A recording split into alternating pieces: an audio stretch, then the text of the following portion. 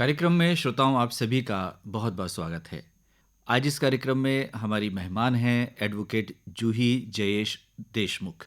आपसे बातचीत का विषय रहेगा सेना और सुरक्षा बलों में महिलाओं की बढ़ती भागीदारी। एडवोकेट जूही देशमुख, आपका बहुत बहुत स्वागत है आज के इस कार्यक्रम में। धन्यवाद और सभी श्रोताओं को मेरा जय हिंद और सादर नमस्कार। जूही जी, सबसे पहले तो ये बताइए कि आप इस क्षेत्र में कैसे आई? वकालत का क्षेत्र आपने क्यों चुना और आप क्या करती हैं? जी, वकालत का क्षेत्र वैसे देखा जाए तो एक संयोगवश चुना गया, जानबूझकर चुना गया। नहीं तो मेरी बचपन से इच्छा थी या तो शास्त्रीय संगीत में एमए करने की थी या संस्कृत में या इतिहास में।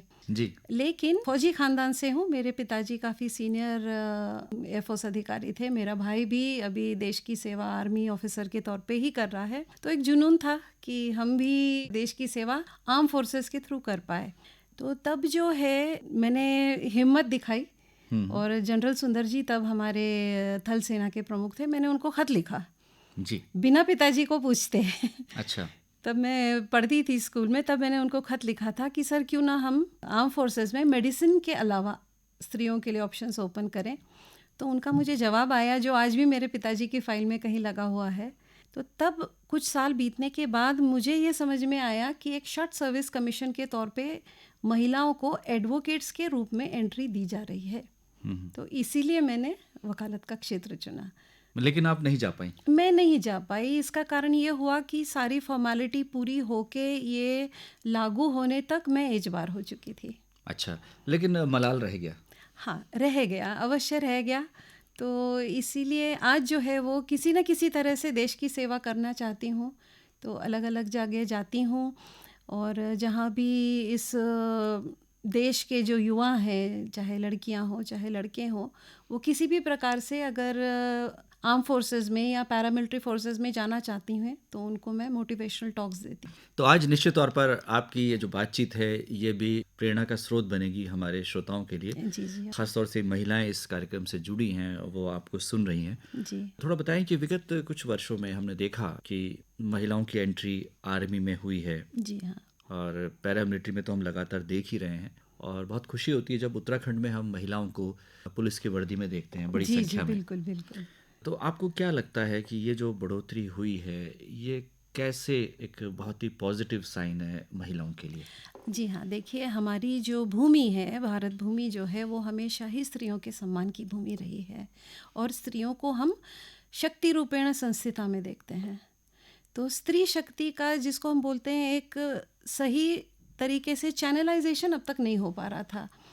पिछले विगत कई वर्षों में हमने ये देखा है कि पहले तो एक जन जागृति कराई गई, न सिर्फ महिलाओं में बल्कि पुरुषों में भी, कि स्त्रियां ये कर सकती हैं। सिर्फ चूल्हे चौके तक उनका जो एक सांसारिक भागीदारी नहीं सीमित रखनी चाहिए।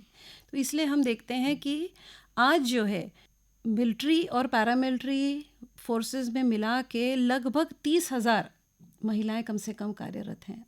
डॉक्टर और नर्सेस के तौर पर तो पहले से ही थी, लेकिन उनके अलावा अब आर्मी, नेवी और एयरफोर्स, इन सभी में महिलाएं बढ़ चढ़ के भागीदारी निभा रही हैं, देश की सेवा कर रही हैं। जब महिलाओं की संख्या की बात करते हैं तो हम आधी आबादी कहते हैं, तो जी ये हाँ। संख्या बहुत ही नगण्य सी मालूम होती जी है, हाँ। लेकिन एक अच्छा साइन है कि महिलाएं आगे बढ़ रही हैं और निश्चित जी तौर पर इस बात को सरकार ने महसूस किया है। और जो जिम्मेदार लोग हैं, जैसे आपने कहा कि आपने जनरल सुंदर जी को उस दौर में ख़त लिखा, जी और अब हम यही अपेक्षा कर सकते हैं कि जो अभिभावक हैं वो अपनी लड़कियों को आगे आने के लिए प्रेरित बिल्कुल करें बिल्कुल और वो बिल्कुल। सेना का हिस्सा बने।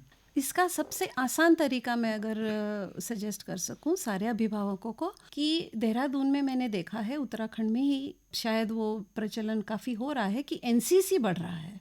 एनसीसी की अगर वो लेडीज़ विंग में अपनी बच्चियों को बढ़ चढ़ के प्रोत्साहित करते हैं कि नहीं जाओ तुम करो। थोड़ी सी परेशानी मैं समझ सकती हूँ कि भाई बच्चों को छोड़ना पड़ता है, कैंप्स अटेंड करने पड़ते हैं, पढ़ाई के साथ साथ करना पड़ता है।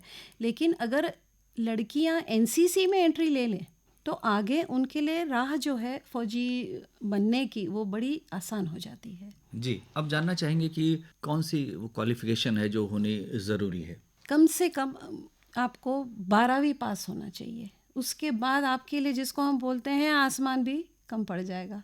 आप अलग अलग जगह जा सकते हैं, चाहे वो एयरफोर्स हो, आर्मी हो, नेवी हो, पैरामिलिट्री फोर्सेस हो, सीआरपीएफ हो, हर जगह आपको एंट्री मिल सकती है। बल्कि अगर आप की 12th के बाद एनसीसी कैडेट अगर रहती हैं तो आपके लिए कुछ एक एडिशनल क्वालिफिकेशन के तौर पे देखा जाता है जी, वो। उसका जो सी सर्टिफिकेट है हाँ वो जी, उससे सीधे आप इंटरव्यू सीधे जी एसएसबी के हाँ, लिए हाँ एलिजिबल हो जी, जाती हैं। बिल्कुल बिल्कुल से। हम देहरादून की बात करते हैं, यहाँ पर आरआईएमसी है, राष्ट्रीय इंडियन मिलिट्री जी हाँ, कॉलेज, और वहाँ भी लड़कियाँ पढ़ रही हैं। हाँ अब शुरू कर दिया। जी जी। इतने दिन जो है कि महिलाओं को इस स्कूल में, सैनिक स्कूल जो है देहरादून का, उसमें नहीं था प्रवेश, लेकिन अब वो भी प्रवेश शुरू कर दिया है।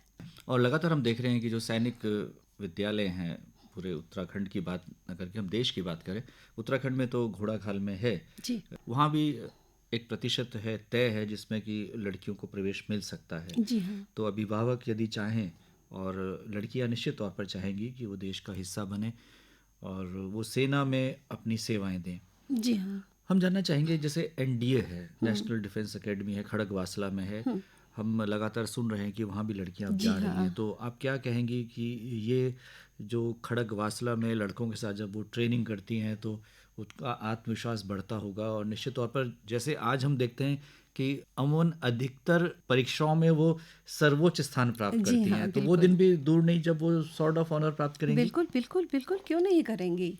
और जहाँ तक आपने, यानी जिसको बोलते हैं पुरानी यादों को आपने ये कर दिया, मेरे पिताजी खुद इंस्ट्रक्टर रह चुके हैं खड़गवासला में।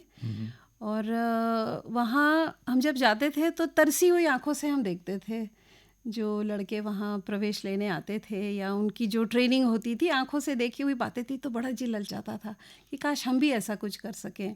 तो आज एनडीए में भी लड़कियों का प्रवेश हो सकता है, ये सुनकर कितनी खुशी होती है ये मैं कह नहीं सकती। लेकिन हाँ, इसके लिए अभिभावकों का जो एक प्रोत्साहन है, फुल सपोर्ट जिसे हम कहते हैं, वो आवश्यक। आप एयरफोर्स बैकग्राउंड से हैं, आपके फादर एक बड़े पद पर थे। जी हाँ, एयरफोर्स में क्या स्थिति है, क्या उसमें भी संख्या बढ़ी है? जी हाँ, बल्कि आई एम प्राउड टू से कि एयरफोर्स में जो टोटल प्रतिशत है महिलाओं का, वो जितने भी उनके टोटल अभी एम्प्लॉयज़ हैं कार्यरत, उसमें 21% महिलाएं हैं। महिलाएं हैं, तो क्या वो पायलट्स भी हैं? हाँ, पायलट्स हैं, बल्कि फाइटर पायलट्स हैं, हम्म। तो जैगुआर वगैरह भी चलाती हैं आजकल तो महिलाएं।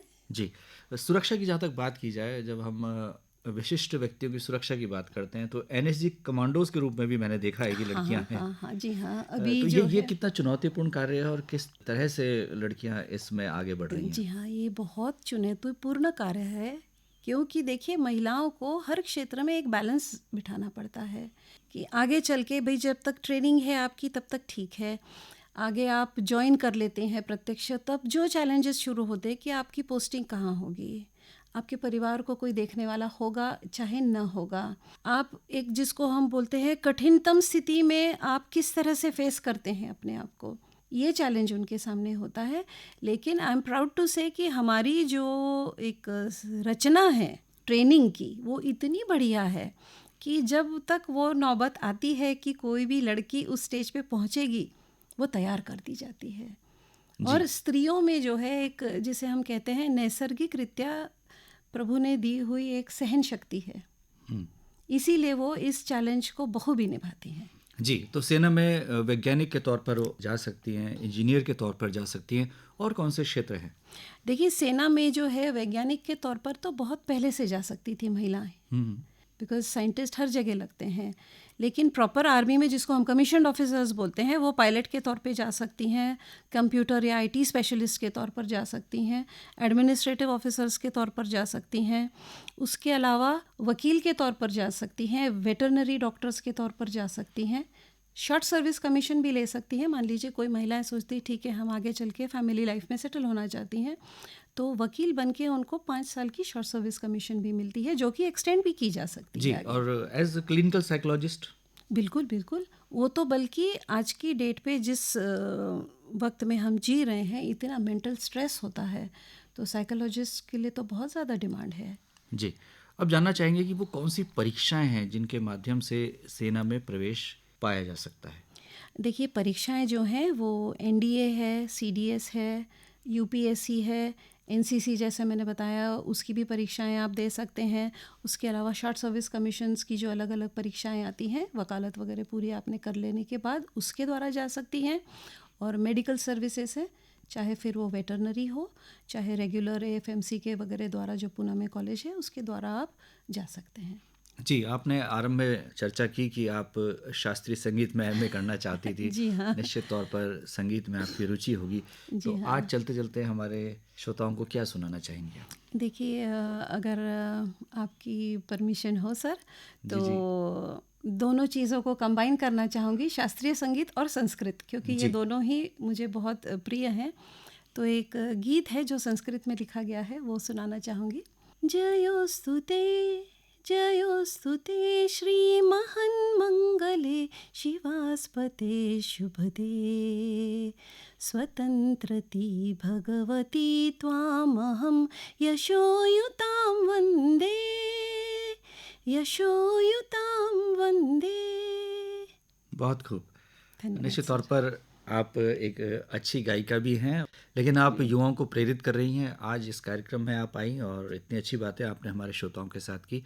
अंत में कोई संदेश उन महिलाओं के लिए जो सेना में आना चाहती हैं और उन अभिभावकों के लिए जो अपने बच्चों को सेना में भेजना चाहते हैं?